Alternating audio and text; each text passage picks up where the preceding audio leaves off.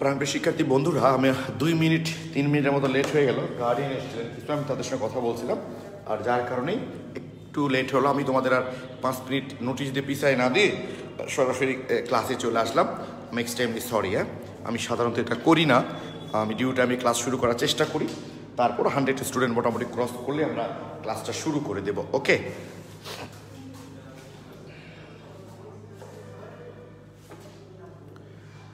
তার আগে আমরা একটু সাউন্ড চেক করে নিব কি অবস্থা, মতোই আর কি। ওকে, একটু দেখি ভাই, আমি দেখি, তোমরা একটু দেখো সাউন্ডটা বোঝা যায় কি না। প্লিজ একটু দেখো ভাই, সাউন্ডটা ঠিক মতো বোঝা যায় কি না। ওকে, সাউন্ড ক্লিয়ার কি না একটু দেখি ভাই, আমি দেখি, তোমরা একটু দেখো সাউন্ডটা বোঝা যায় কি। ঠিকই আছে।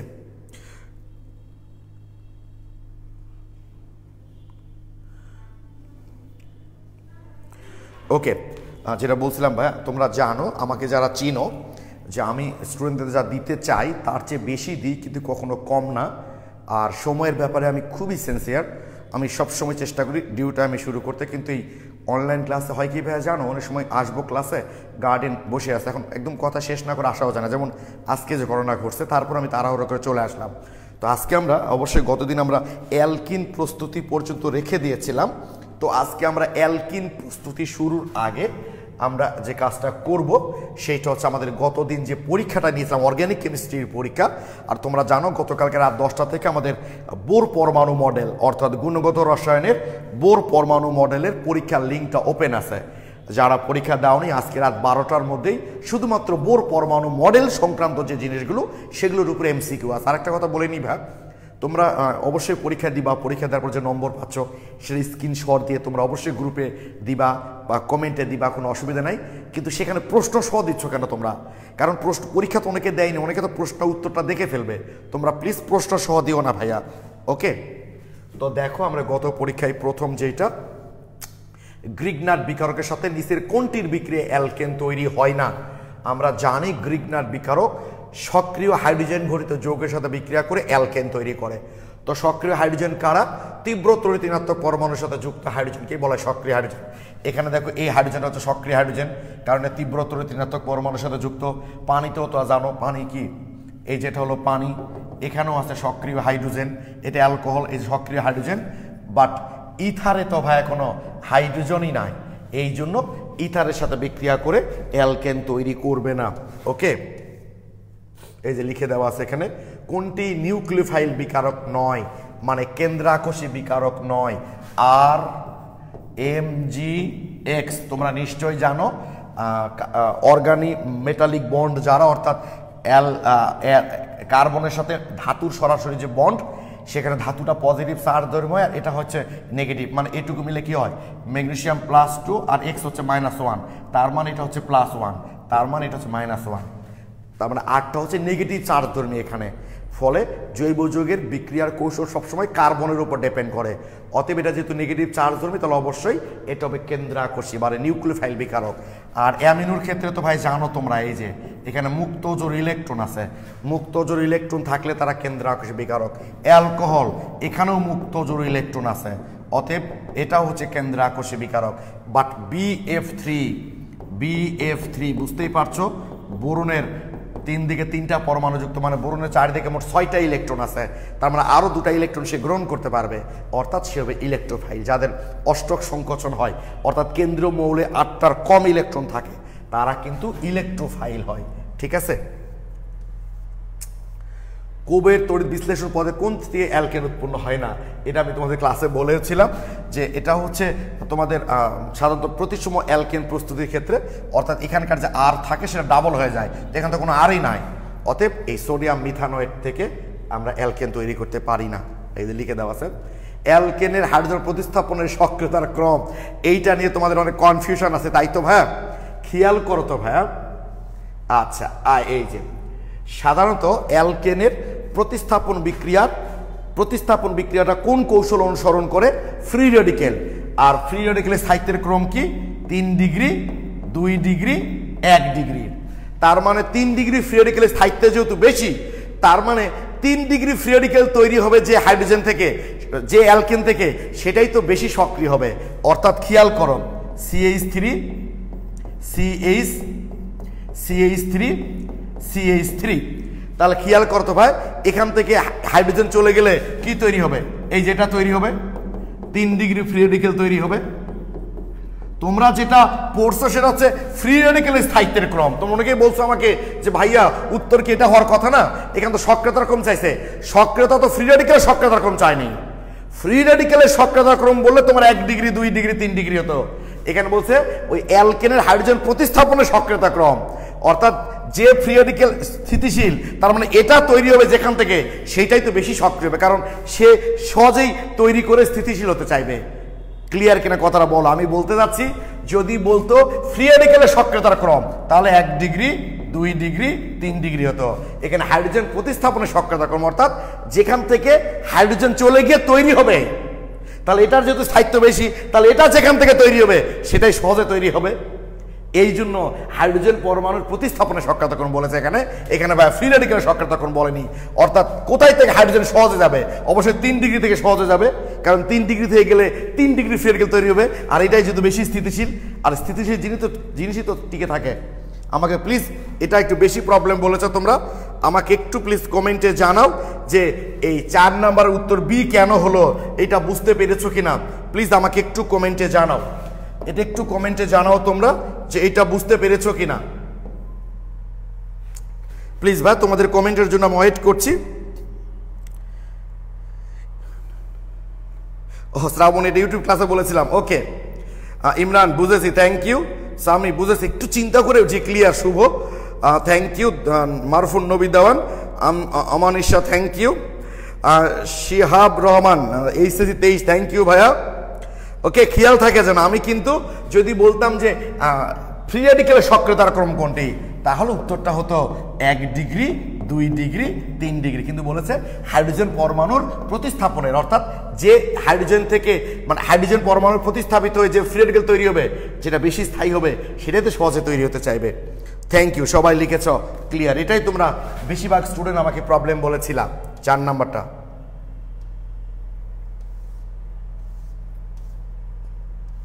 5 নাম্বার নিচের কোনটি পাওয়া স্বাভাবিক? 4 ডিগ্রি হাইড্রোজেন পরমাণু কি পাওয়া সম্ভব? ভাই বলো তো 4 ডিগ্রি হাইড্রোজেন তুমি কি করে পাবা? 4 ডিগ্রি হাইড্রোজেন পেতে গেলে তো 4টা থাকতে হবে, সেটা তো সম্ভব না।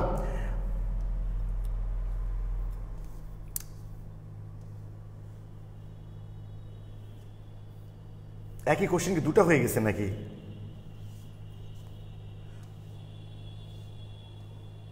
কি ব্যাপার?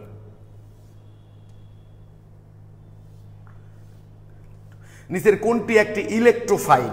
ম্যাগনেসিয়াম 2+, এটা তো নিউনের মতো হয়ে গেছে, স্থিতিশীল, নিউনের মতো স্থিতিশীল, হিলিয়াম স্থিতিশীল, তার মানে যেহেতু স্থিতিশীল এদের আর ইলেকট্রনের প্রতি তেমন আগ্রহ থাকবে না, বাট হাইড্রোজেন প্লাস এর তো কোনো ইলেকট্রনই নাই, তাই এটাই হবে ইলেকট্রোফাইল। এটা সহজ আছে। কোন অ্যানায়নটি নিউক্লিওফাইল নয়? এই যে ভাই বোরন ট্রাইফ্লোরাইড ছিল, তাই তো? বোরন ট্রাইফ্লোরাইড ছিল, এর অষ্টক সংকোচন ছিল, এর সাথে একটা ফ্লোরাইড সন্নিবেশ বন্ধন দ্বারা যুক্ত হয়ে বোরন টেট্রাফ্লোরাইড আয়ন তৈরি করলো। এখানে বোরনের কি কোনো মুক্তচর ইলেকট্রন আছে বা বোরনের কি কোনো বাড়তি ইলেকট্রন আছে?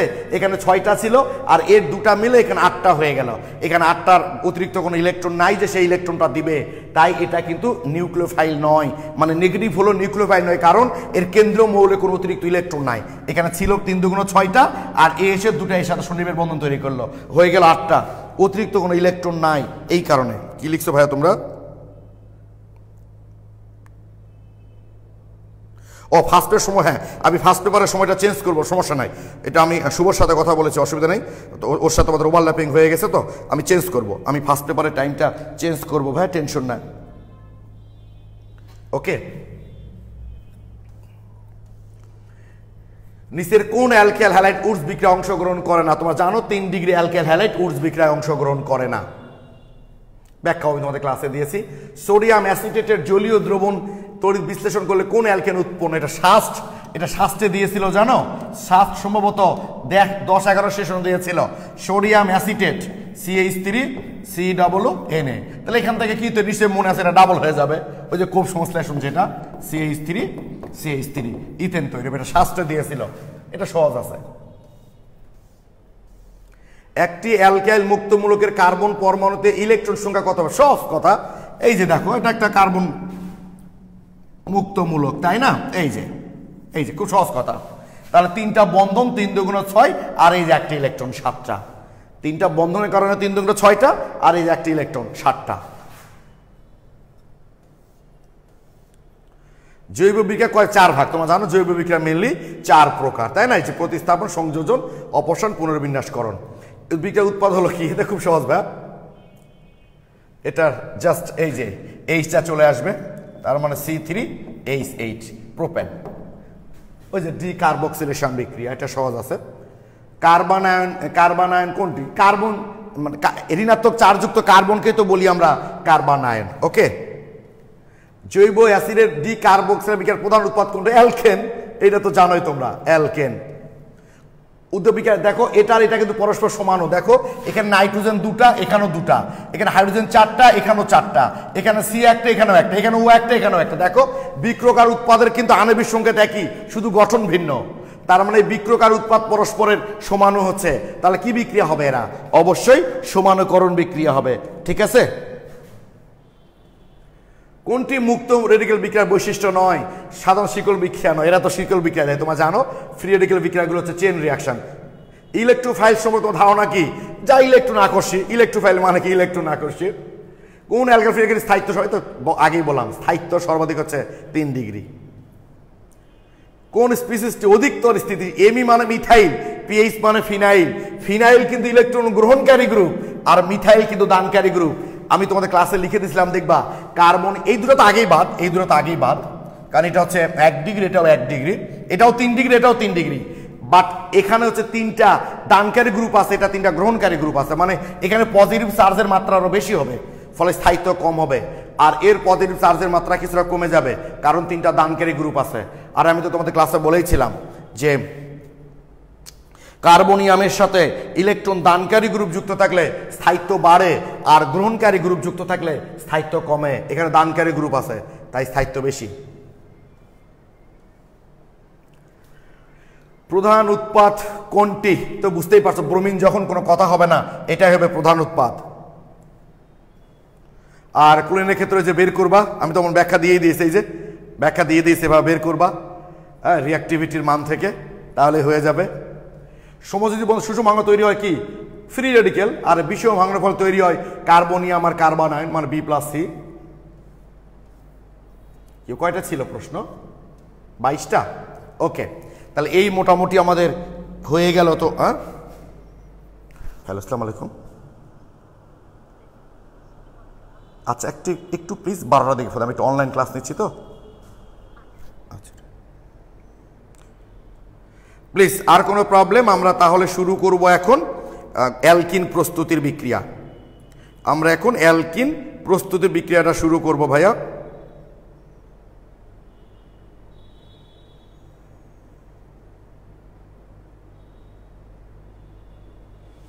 আজকে লেকচার 27 অর্গানিকের, তাই না? দেখছো 27টা ক্লাস আমরা করে ফেললাম। ওকে, তাহলে আমরা শুরু করছি এখন।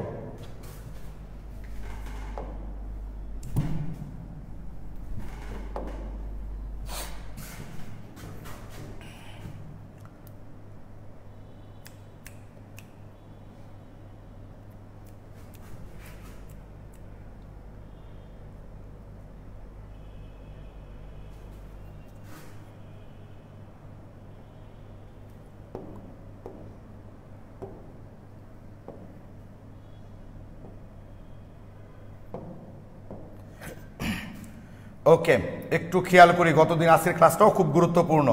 আমি দেখাবো এখান থেকে কতভাবে প্রশ্ন এসছে। তাহলে খেয়াল করো ভাইয়া, আমরা কৌশল থেকে যদি দেখি, CH3 CH2 CH2 CH2 OH দেখা যায় তো না এই পর্যন্ত? একটু দেখি। ও না, একটু হয়ে গেছে না?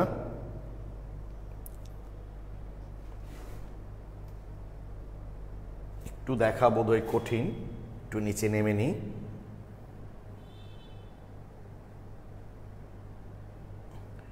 এখন দেখা যায়, তাই না? ওকে, এর সঙ্গে যখন সালফিউরিক অ্যাসিড বিক্রিয়া করে HOSO3 সালফিউরিক অ্যাসিড, তাই না?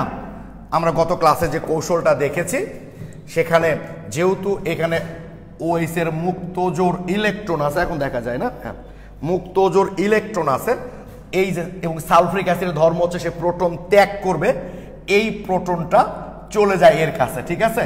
গিয়ে ওই যে তোমার জানো যে শনিবের বন্ধন দ্বারা তৈরি হতে পারে, একটা মুক্ত জোড় ইলেকট্রনের সাথে প্রোটনটা বন্ড তৈরি করে কি তৈরি করবে দেখো, আমি এখানে লিখছি CH3 CH2 CH2 CH2 আর এখানে OH2, একটা মুক্ত জোড় ইলেকট্রন বন্ড তৈরি করলো, আরেকটা মুক্ত জোড় থেকে গেল, এবং এটা যেহেতু একটা প্রোটন যুক্ত হলো পজিটিভ চার্জে চার্জিত হলো, এটাকে বলি আমরা প্রোটোনেটেড অ্যালকোহল, তাই তো? এবং বুঝতেই পারছো এটা খুবই ক্ষণস্থায়ী।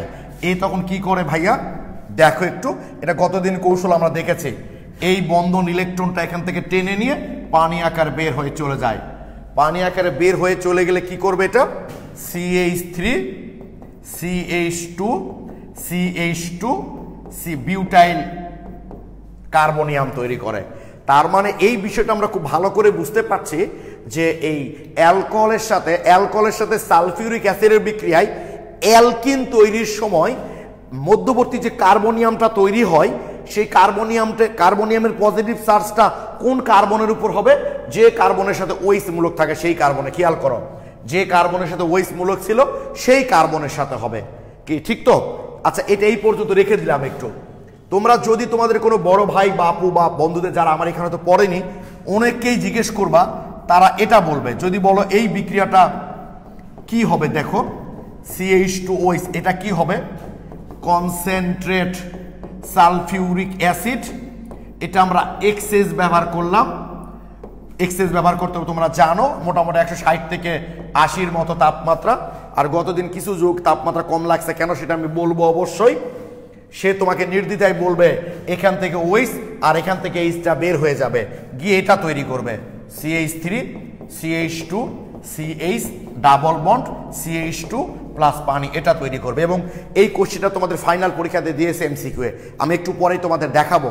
এবং মেজর স্টুডেন্ট এইটা তৈরি করবে বিউটিন 1, এটাই তৈরি করবে কি এখান থেকে জানে এটা আলফা কার্বন, এটা বিটা কার্বন, আলফা কার্বন থেকে যাবে OH এবং বিটা কার্বন থেকে যাবে H, এই মিল হবে এই যৌগটা, এবং এটাই তারা তৈরি করবে। কিন্তু কি ঠিক আছে, কিন্তু এইটা হবে না, কি হবে সেইটাই আমি এখন তোমাদের একটু দেখাবো কৌশল থেকে যে কি হবে, ঠিক আছে?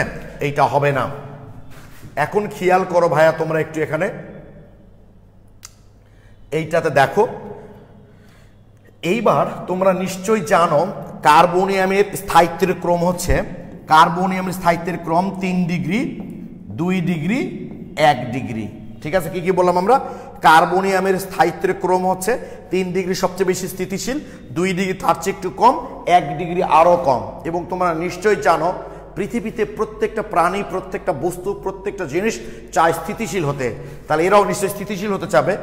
এই কারণে ভাইয়া যেসব বিক্রিয়ার মেকানিজমে দেখবো আমরা কার্বনিয়াম তৈরি হচ্ছে, কি তৈরি হচ্ছে কার্বনিয়াম, সেক্ষেত্রে এই যে হাইড্রাইড অথবা এই যে মিথাইল এই দুইটার শিফটিং এর মাধ্যমে, শিফটিং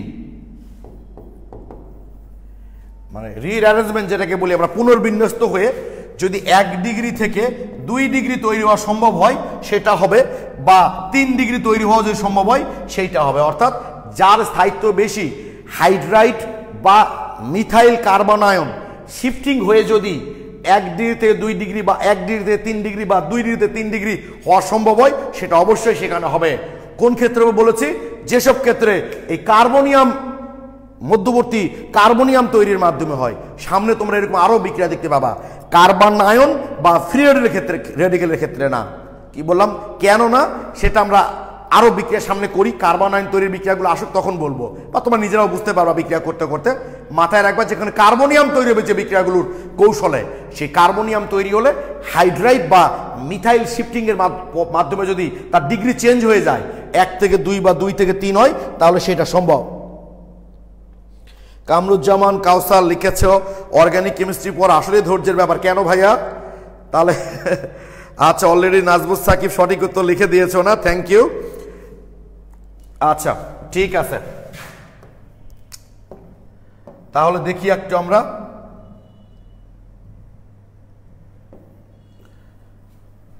এখানে কি হবে।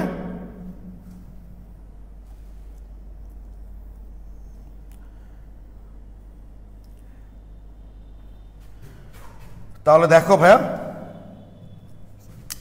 এই যে CH2 প্লাস ছিল তাই না, এখানে হাইড্রাইডটা শিফট করবে। কিভাবে শিফট করবে? জাস্ট এই যে এই ইলেকট্রনটা এর কাছে চলে যাবে। কেন চলে যাবে?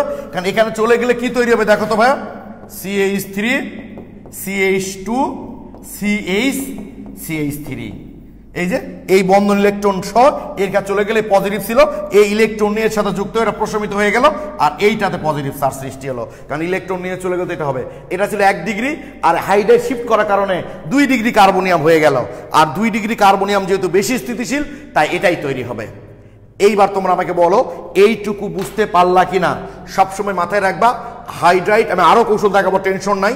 হাইড্রাইড বা মিথাইল। আচ্ছা নাহিদ হাসান লিখেছো, বুঝলাম না। আচ্ছা নাহিদ হাসান একটু খেয়াল করো ভাইয়া, এটা ক্যারেক্টারই হচ্ছে কার্বনিয়াম তৈরির মাধ্যমে, মধ্যবর্তী কার্বনিয়াম তৈরির মাধ্যমে যে বিক্রিয়াগুলো হয়, সেই বিক্রিয়াগুলো যদি 1 ডিগ্রি কার্বনিয়াম তৈরি হয়, সেখান থেকে হাইড্রাইড বা মিথাইল স্থানান্তর হওয়ার কারণে যদি 2 ডিগ্রি তৈরি হয়ে যায় তাহলে ওটাই তৈরি হবে, কারণ এটা বেশি স্থিতিশীল।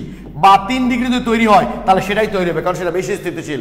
অর্থাৎ রিঅ্যারেঞ্জমেন্ট হয়, এখানে রিঅ্যারেঞ্জমেন্ট হয়, পুনর্বিন্যাস হয়। কেন হয়? স্থিতিশীলতা অর্জনের জন্য। এখানে তাই হবে। আমরা দেখছি এই হাইড্রোজেনটা এর কাছে চলে গেলে 2 ডিগ্রি কার্বনিয়াম তৈরি হবে, আর 1 ডিগ্রির চেয়ে যেহেতু 2 ডিগ্রি কার্বনিয়াম বেশি স্থিতিশীল, তাই এটার হাইড্রাইড শিফট হয়ে রিঅ্যারেঞ্জমেন্ট হয়ে এটা তৈরি হবে। এখন একটু বলো নাহিদ বলো তো ভাইয়া, আতিয়ার আসপিয়া শান্তা আমি আবার বললাম।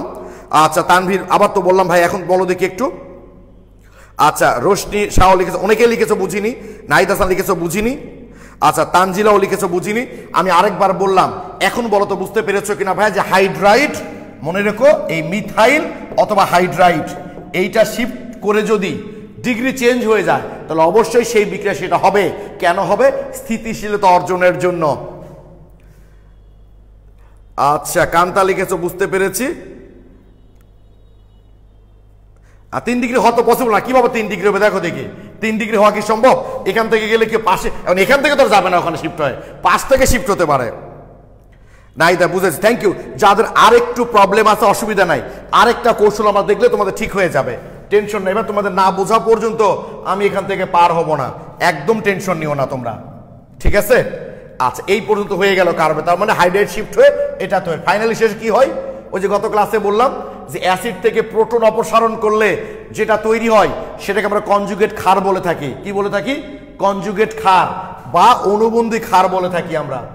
তাহলে এবার ওই যে বাইসালফেট আর কি, HSO4 এভাবে লিখলাম, নাও বাইসালফেট, সে কি করবে? এটা তো আলফা এখন হয়ে আছে, এটা বিটা, এটা বিটা। কোন হাইড্রোজেন যাবে, কোন কার্বন থেকে হাইড্রোজেন যাবে? যে কার্বনে হাইড্রোজেন কম আছে। অর্থাৎ আমি যদি এটা একটু ভেঙে দেখাই তোমাদের, তাহলে বুঝতে আর একটু সুবিধা হবে। এই যে ভাইয়া যেটা বলছিলাম, এই যে এখান থেকে ও যেহেতু এখন ক্ষার বেস, ও তখন কি করবে? এই যে এই হাইড্রোজেনটা গ্রহণ করবে। কেন গ্রহণ করবে? কারণ এখানে যদি ইলেকট্রন ঘাটতি আছে, এই বন্ধন ইলেকট্রন এখানে গিয়ে বন্ড ক্রিয়েট করবে। অর্থাৎ CH3 CH তো চলে গেল, ওর সাথে ডাবল বন্ড হয়ে গেল, এই যে CH3, আর সালফিউরিক অ্যাসিড, সালফিউরিক অ্যাসিডই আছে। আচ্ছা একটু বলে নেই, তোমরা আমার কাছে যারা ফার্স্ট ইয়ার আসো আর কি, ফার্স্ট ইয়ার মানে 2022-এর পরীক্ষার্থী, তোমাদের 1 তারিখ থেকে কিন্তু ক্লাস শুরু হচ্ছে। যে যে টাইমে আসতা আমি তোমাদেরকে মেসেজ করছি, সে টাইমে চলে আসবা। আর এটা তো চলবে, মাস্টার প্রোগ্রাম তো চলবে, এটার সাথে কোনো সম্পর্ক নাই। আর যারা পরীক্ষার্থী 21 সালের পরীক্ষার্থী, তোমাদের 4 তারিখ থেকে শুরু হচ্ছে, তোমরাও যে যে টাইমে আসতেছিল সেই টাইমেই অবশ্যই চলে আসবা অফলাইনে, ওকে? তো এখন বলো তো ভাইয়া, এই বিক্রিয়াটার পূর্ণকরণ বোঝা গেছে কিনা বলো? প্লাস হতো না ভাইয়া,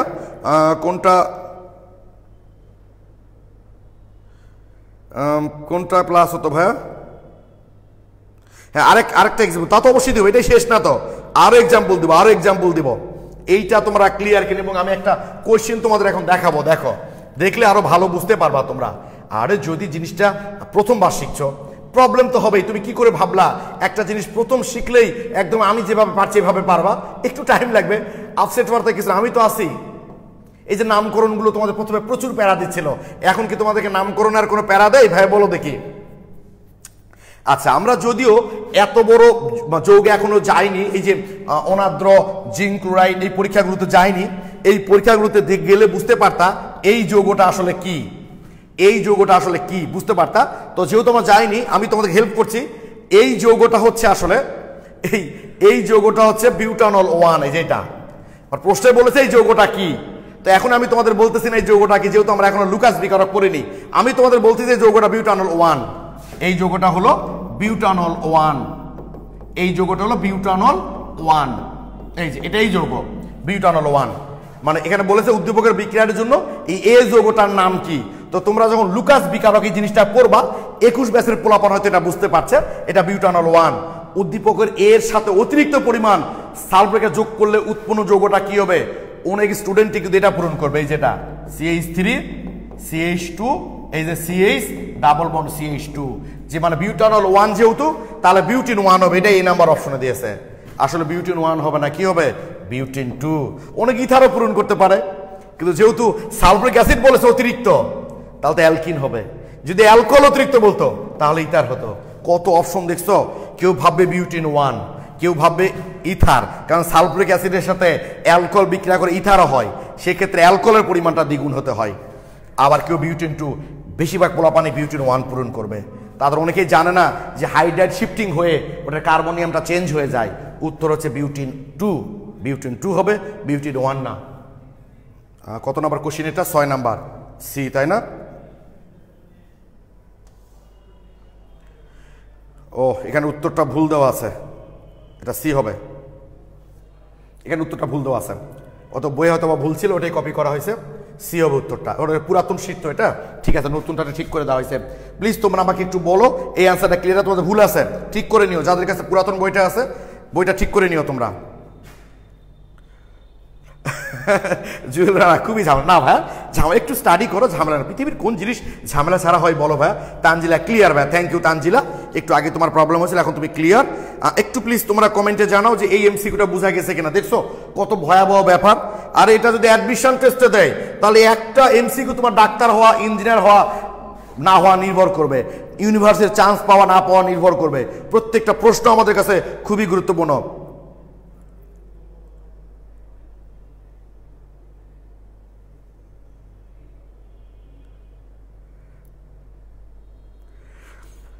ওকে, সবাই ক্লিয়ার লিখেছ, থ্যাংক ইউ।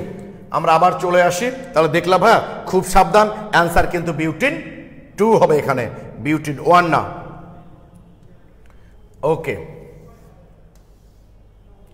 এইবার চলে আসি এই জায়গাতে, CH3 CH3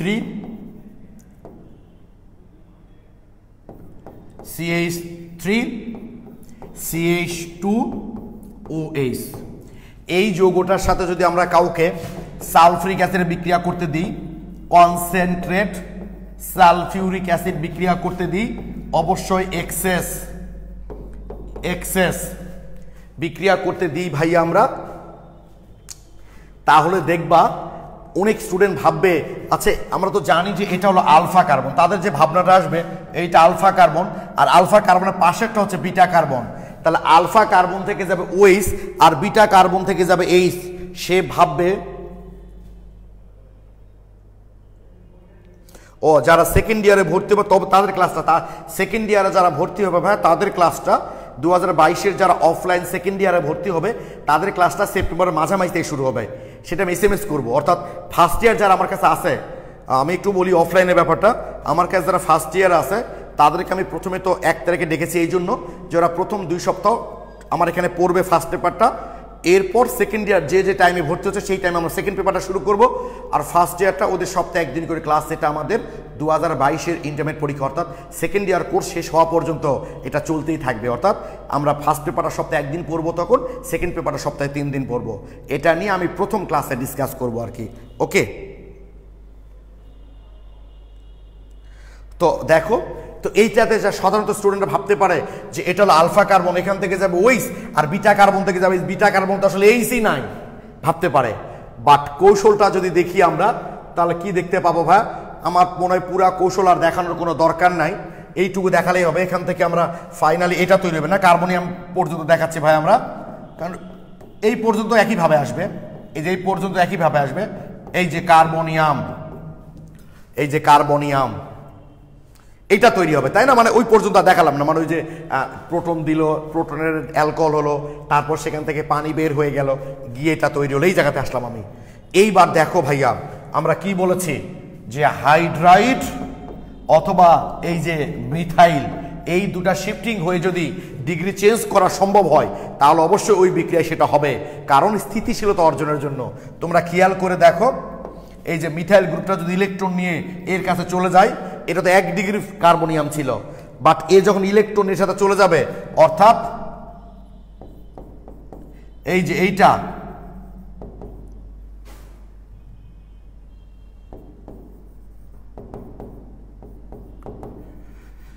এইটা শিফটিং এর কারণে কি হবে দেখো তো ভাই একটু, CH3 এই যে ঠিকই আছে, এ চলে গেল ওর কাছে, তাহলে এটা পজিটিভ চার্জ। এই যে CH2 CH3, এই যে দেখছো 3 ডিগ্রি হয়ে গেল। দেখো ভাই 3 ডিগ্রি হয়ে গেল, জাস্ট মিথাইলটা শিফট করে CH3 এখন কিন্তু এটা 3 degree free radical, sorry carbonium তৈরি হয়ে গেল। তো 1 ডিগ্রির চেয়ে কি 3 ডিগ্রি বেশি স্থিতিশীল না? এই জন্য এটা তৈরি হবে, এইটা তৈরি হবে। এটা কি একটু হিজিবিজি লাগতেছে, তাই না? আসলে হাতের লিখা খারাপ, তো সৃষ্টিকর্তা সবাইকে তো ভাই সব ক্ষমতা দেয় না, বুঝছো? এই কারণে একটু ফ্রেশ করে লিখি। CH3 এটা পজিটিভ চার্জ হয়ে গেল, CH2 CH3 এইটা তৈরি হবে। জাস্ট এই যে মিথাইলটা ওর সাথে শিফটিং হয়ে এই যে 3 ডিগ্রি কার্বনিয়াম তৈরি হবে। যেহেতু 1 ডিগ্রির আছে, আর 1 ডিগ্রির চেয়ে তো 3 ডিগ্রি অনেক বেশি স্থিতিশীল, ফলে মিথাইলটা চলে গিয়ে 3 ডিগ্রি হয়ে যাবে। এইবার এটার সাথে ফাইনাল উৎপাদটা তৈরি হবে। এই পর্যন্ত বুঝতে পেরেছো কিনা? না না, কিভাবে বুঝবা না বোকা? দেখবা যে পাশের কার্বনটা, জাস্ট পজিটিভের পাশের কার্বনটা দেখবা যে সেখান থেকে হাইড্রোজেনটা চলে গেলে ডিগ্রি চেঞ্জ হচ্ছে কিনা। খুব সহজ, তাসনুবা জেরিন, খুব সহজ, প্রথম দেখতে তাই মনে হচ্ছে। জাস্ট পাশের কার্বনটা দেখবা যে ডিগ্রি চেঞ্জ হচ্ছে কিনা। যদি ডিগ্রি চেঞ্জ হয়, মানে 1 ডিগ্রি চেয়ে 2 ডিগ্রি বা 2 ডিগ্রি চেয়ে 3 ডিগ্রি বা 1 ডিগ্রি 3 যদি সম্ভব হয়, তাহলে হবে, না হলে হবে না। যেমন আমরা আগের যে উদাহরণটা দেখেছিলাম, সেখানে কি দেখেছিলাম দেখো তো ভাইয়া, CH3 CH2 প্লাস, এখান থেকে হাইড্রোজেন চলে গেলেই এটা 2 ডিগ্রি হয়ে যাচ্ছে, তাহলে সম্ভব। আবার CH3 এখান থেকে হবে, এখান থেকে হাইড্রোজেন চলে গেলে 1 ডিগ্রি আরো কম স্থিতিশীল হবে, এখান থেকে চলে আসতে 1 ডিগ্রি কম স্থিতিশীল হবে। পাশের কার্বন থেকে হাইড্রোজেন বা মিথাইল শিফটিং হওয়ার পর দেখবা ডিগ্রি চেঞ্জ হচ্ছে কিনা, তাহলে হবে, না হলে হবে না। খুব সহজ, একটু বলো তো ভাই তাসনুবা জেরিন, আমি তোমার জন্য একটু ওয়েট করছি ভাই। না, ধাপগুলো এক্সামে আসবে না, অর্থাৎ তোমাদের এই অ্যালকিন তৈরির যে বিক্রিয়ার মেকানিজম, এইটা ফাইনাল পরীক্ষা অ্যাডমিশন কোথাও দিবে না। বাট আমি যদি মেকানিজম না দেখাতাম, তাহলে এই ঘটনাটা আমি আসলে বুঝাইতে পারতাম না, যেখানে শিফটিং হয় এই হাইড্রাইড বা মিথাইল, ফলে সঠিক উৎপাদটা তুমি বের করতে পারতাম না। এই জন্য আমি এই কৌশলটা দেখালাম। তাসনুবা একটু বলো তো ভাই, ক্লিয়ার কিনা? তাসনুবা জেরিন, আমি তোমার জন্য ওয়েট করছি ভাইয়া, তুমি যেহেতু খুব কঠিন বলছি লাগছে। থ্যাংক ইউ ভাই, থ্যাংক ইউ। তাসনুবা বলছি, এবার বুঝেছি, ঠিক আছে। খুব ইজি কাজ, খুব ইজি কাজ, ঠিক আছে। জাস্ট তোমরা দেখবা যে কার্বনিয়ামটা যে কার্বনে আছে,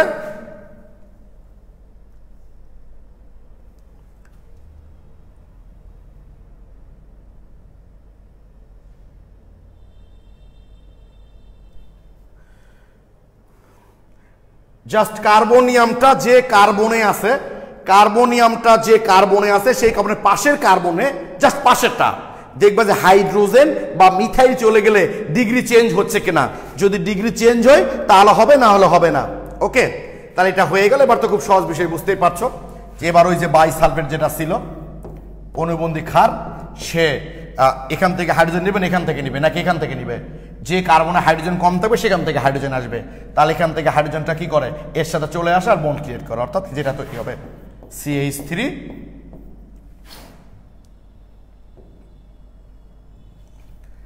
CH3, তারপর ডাবল বন্ড CH3। এই যে এই অ্যালকিনটা তৈরি হবে, দেখছো এই অ্যালকিনটা তৈরি হবে। জাস্ট এই যে এখানকার হাইড্রোজেনটা এসে চলে আসবে, যেটা দেখালাম আমি, একটু যদি ভেঙে দেখাই। এই যে ভাই উপরে না দেখে নিচে লিখি, অন্য কালি দিয়ে লিখি, তাহলে একটু বুঝতে সুবিধা হবে। যে এইচটা ছিল, এই এইচটা এর কাছে চলে আসবে, আর এই ইলেকট্রনে চলে গেল, এখানে চলে আসলো সালফ্রিক অ্যাসিড, আর এই অ্যালকিনটা তৈরি হবে। আসলে এখন সবাই ক্লিয়ার কিনা বলো আমাকে, একটু প্লিজ বলো ক্লিয়ার কিনা। জাস্ট খুব ইজি, খুব ইজি। যেখানে শুধু এই বিক্রিয়ার ক্ষেত্রে না, সামনে আরো যত বিক্রিয়া পাবা, সব বিক্রিয়ার ক্ষেত্রে তোমার দেখবা যে যেখানে কার্বনিয়াম তৈরি হবে, যেখানে কার্বনিয়াম তৈরি হবে, দেখবা পাশের কার্বন থেকে হাইড্রোজেন অথবা মিথাইল শিফটিং হয়ে যদি ডিগ্রি চেঞ্জ হয় তাহলে হবে। ওকে, এখন কথা হচ্ছে গতদিন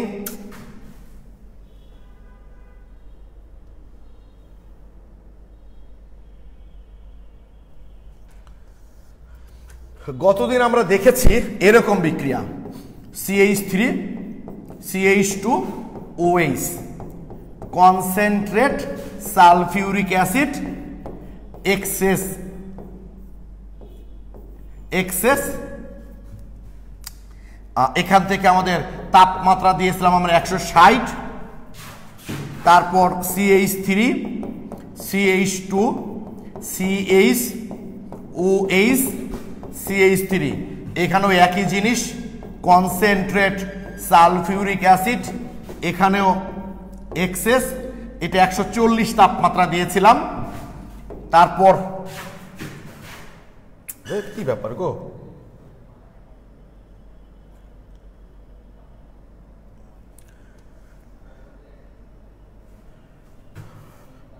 একটু অন্য কালি দিয়ে এখন CH3 OH CH3 plus concentrate sulphuric acid, অবশ্যই এক্সেস, এখানে তাপমাত্রা লাগছিল 100 ডিগ্রি সেলসিয়াস। এখন তোমাদের প্রশ্ন হচ্ছে এইটা যে কেন এখানে লাগলো 160, এখানে লাগলো 140, এখানে লাগলো 100। খেয়াল করে দেখো ভাইয়া, এখান থেকে যে কার্বনিয়ামটা তৈরি হতো সেটা 1 ডিগ্রি কার্বনিয়াম তৈরি হতো, এখান থেকে যে কার্বনিয়াম তৈরি হতো এটা 2 ডিগ্রি কার্বনিয়াম তৈরি হতো। এখান থেকে যে কার্বনিয়ামটা, যে কার্বনের ওয়েস থাকছে, কি দেখলা তোমরা, যে কার্বনের ওয়েস থাকছে সেই কার্বনের সাথে সেই কার্বনটাই কার্বনিয়ামে পরিণত হচ্ছে। তাহলে এখান থেকে তৈরি হতো 3 ডিগ্রি কার্বনিয়াম, এখান থেকে তো 2 ডিগ্রি কার্বনিয়াম, এখান থেকে তো 1 ডিগ্রি কার্বনিয়াম। আমরা নিশ্চয়ই জানি 3 ডিগ্রি বেশি স্থিতিশীল, 2 ডিগ্রি কার্বনিয়াম তার চেয়ে কম, 1 ডিগ্রি কার্বনিয়াম আরো কম স্থিতিশীল, অর্থাৎ এটা বেশি সক্রিয়। কেন বেশি সক্রিয়? ওই যে একটু আগে যে এমসিকিউ সলভ করে দিলাম যে ফ্রি রেডিকেলের স্থায়িত্বের ক্রম আর হাইড্রোজেন ওই যে প্রতিস্থাপনের সক্রিয়তার ক্রম সেম হবে, কারণ যে যত সহজে ত্যাগ করতে পারবে সে তত সক্রিয়, আর ত্যাগ করে কোনটাতে পরিণত চাইবে, স্থিতিশীল হতে চাইবে। তো 3 ডিগ্রি কার্বনিয়াম যেহেতু বেশি স্থিতিশীল, আর 3 ডিগ্রি কার্বনিয়াম তৈরি হবে কোথায় থেকে, 3 ডিগ্রি অ্যালকোহল থেকে। ওই যে বলে না এমনিতে নাচুনে বুড়ি তারপর দিলা বা ঢোলে বাড়ি, এমনিতে বেশি স্থিতিশীল, ওটা তো সহজেই তৈরি হতে চাইবে, ও তো সহজেই 3 ডিগ্রিতে পরিণত হতে চাইবে। এই কেউ তাপমাত্রা কম লাগে, 2 ডিগ্রি একটু কঠিন তাই তাপমাত্রা বেশি, 1 ডিগ্রি আরো কঠিন তাই তাপমাত্রা আরো বেশি লাগে। এগুলো কিন্তু শিফটিং হবে না ভাই, দেখো এগুলোতে কিন্তু শিফটিং হবে না। কেন শিফটিং হবে না দেখো, এগুলোতে কিন্তু শিফটিং হবে না। এই যে দেখো শিফটিং কিভাবে হবে, এটা তো 2 ডিগ্রি, হাইড্রোজেন গেলে তো 2 ডিগ্রি থাকবে, হাইড্রোজেন আসলে 1 ডিগ্রি হবে, শিফটিং হবে না।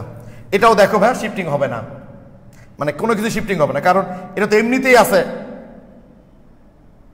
এটা তো এমনিতেই 3 ডিগ্রি, শিফটিং হয়ে কিসে পরিণত হবে? জাস্ট এই কার্বনিয়ামের পাশের কার্বনগুলো দেখবা যে হাইড্রাইড বা মিথাইল শিফটিং হয়ে ডিগ্রি চেঞ্জ হচ্ছে কিনা, তাহলে সেটা বুঝবা চেঞ্জ হবে। আর 1 ডিগ্রি চেয়ে 2 ডিগ্রি অ্যালকোহল থেকে 2 ডিগ্রি কার্বনিয়াম তৈরি, সেটা বেশি স্থিতিশীল, তাই কম তাপমাত্রা লাগে। 2 ডিগ্রির চেয়ে আবার 3 ডিগ্রি কার্বনিয়াম তৈরি হয়, সেটা আরও বেশি স্থিতিশীল, তাই তাপমাত্রা আরও কম লাগে। এই জন্য এই তাপমাত্রাগুলো আসলে ভ্যারি করে। এখন ক্লিয়ার কিনা প্লিজ আমাকে বলো, আমি আর বেশিক্ষণ ক্লাস নিব না, আমাকে জাস্ট একটু বলো ক্লিয়ার কিনা।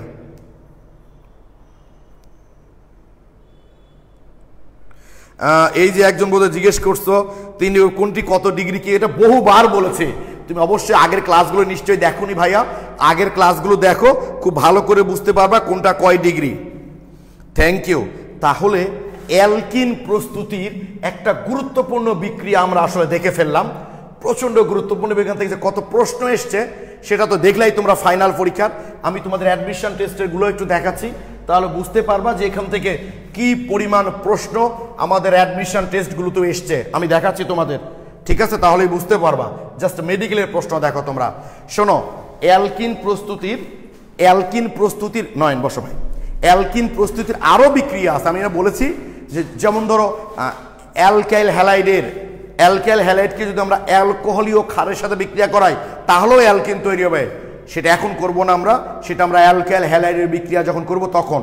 যে জায়গায় যেটা করালে তোমাদের সুবিধা হবে আমি তোমাদের সেখানে সেইটাই করাচ্ছি ভাই, কোনো টেনশন নাই তোমাদের। ওকে, খালি আমি যেভাবে পড়াবো সেইভাবে পড়তে থাকবা, তাহলেই হয়ে যাবে।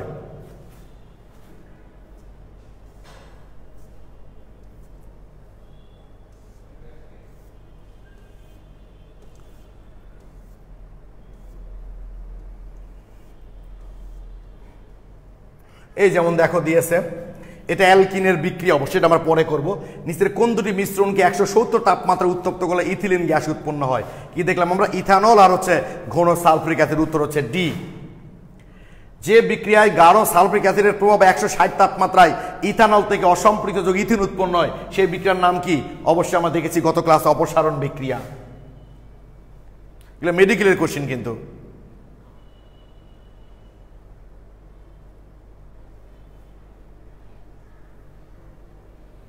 আচ্ছা ঠিক আছে, আমরা একটু ইউনিভার্সিটি কোশ্চেন দেখি। ইউনিভার্সিটি তো প্রচুর এসছে এগুলো, এভাবে না কোশ্চেন খুঁজে পাওয়া যায় না ভাই, বুঝছো?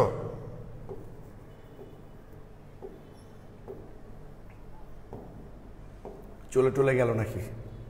নয়ন একটু খেয়াল করো তো ভাই, মানে বই হলে খুঁজে পাওয়াটা সুবিধা হয় ভাই, বুঝছো?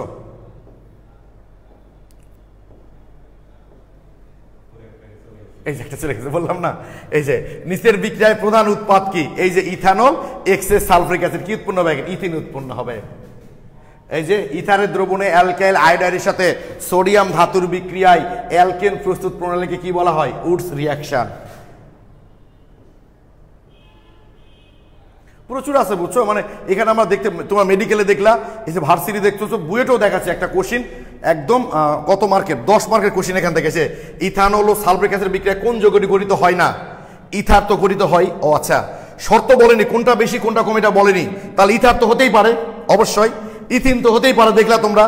আর ইথাইল হাইড্রোজেন সালফেট তো প্রথমেই উৎপন্ন হয়েছিল, তার মানে ইথানোয়িক অ্যাসিড হতে পারে না। এখানে শর্ত বলেছে কোন উৎপন্ন হয় না, মানে এই তিনটা হয়, যেটা শর্ত চেঞ্জ করবো সেখানে সেটা হবে, বাট ওটা হতে পারে না। আচ্ছা, একটু ইঞ্জিনিয়ারিং কোশ্চেন দেখি, এগুলো আছে তোমরা দেখো, আসলে দেখো তোমরা। তোমাদের তো এই কপিগুলো তো আমি দিয়েছি, তোমাদের পিডিএফগুলো তো দেওয়া আছে, বা একটু বুয়েটে দেখাচ্ছি তোমাদের, দেখো, তাহলে অবাক হয়ে যাবা যে কত। আচ্ছা, বুয়েট 8-9 দেখেছিলাম, একটা 10 মার্কের প্রশ্ন দিয়েছে এখান থেকে।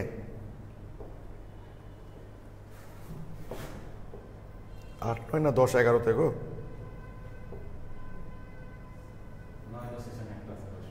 না, ওই যে এই যে পেয়েছে 8-9 বুয়েট। হ্যাঁ, উচ্চ তাপমাত্রায় ও নিম্ন তাপমাত্রায় সালফ্রিক অ্যাসিডের সাথে ইথানলের বিক্রিয়া কি ঘটে? উচ্চ তাপমাত্রার বিক্রিয়ায় সালফ্রিক অ্যাসিড কিভাবে অংশগ্রহণ, ব্যাখ্যাটা আমি দিয়ে দিয়েছি। তাহলে চিন্তা করো কত প্রশ্ন ভাই তোমাদের এগুলোতে দেয়। ইঞ্জিনিয়ারিং বিশ্ববিদ্যালয়গুলো আলাদা করেন তাহলে? না, আলাদাই করা আছে ভাইয়া, সব তো আলাদাই করা আছে কোশ্চেন এখানে। ওকে দাদা, অসীম দাদা, নমস্কার দাদা, দেখছেন? Thank you. অসীম দাদা আমাদের খুবই ক্লোজ, অ্যাপ্লাইড কেমিস্ট্রি ডিপার্টমেন্টের ফার্স্ট ছিলেন, এখন এনআরবিসি ব্যাংকের নওগাঁ শাখার ম্যানেজারের দায়িত্ব পালন করছেন।